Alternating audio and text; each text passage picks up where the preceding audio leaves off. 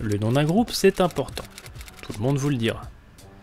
Il y a ceux qui peuvent en changer une bonne dizaine de fois avant de trouver le bon, et il y a ceux comme les Arctic Monkeys qui font carrière avec le premier nom qui leur passe par la tête.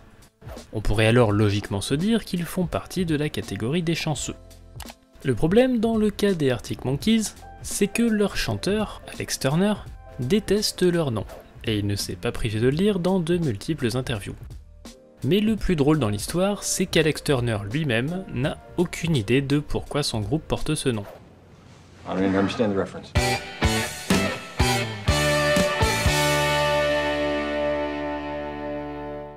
Remontons donc tout d'abord un peu dans le temps.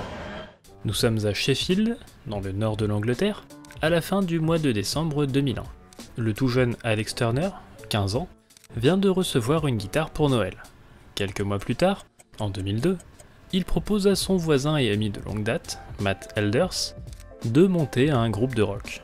Ce dernier est plutôt emballé par l'idée, mais il ne sait jouer d'aucun instrument non plus. Tant pis, il apprendra la batterie.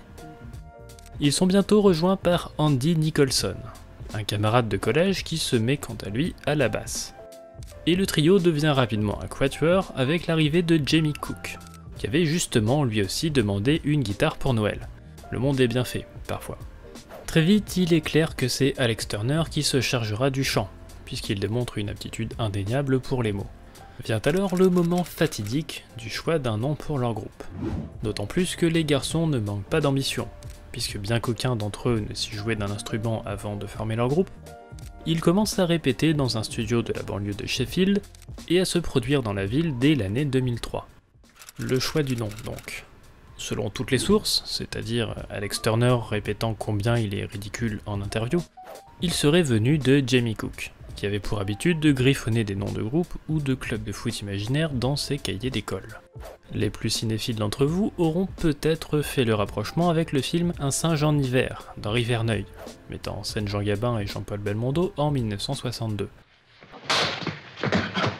Un singe en hiver, a Monkey in Winter, Arctic Monkeys, ça pourrait coller. Mais il semble que l'explication soit plutôt à chercher du côté de l'argot anglais Northern Monkey. On sait combien nos voisins anglais peuvent être inventifs quand il s'agit de se trouver des surnoms.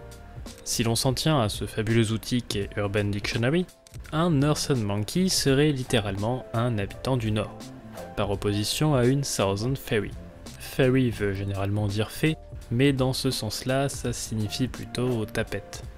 Le singe du Nord se distingue ainsi de son voisin du Sud par son habileté à boire d'innombrables litres d'alcool sans flancher, ou par son utilisation parfois abusive d'un langage fleuri à base de mots que les bonnes manières m'empêchent de relayer ici.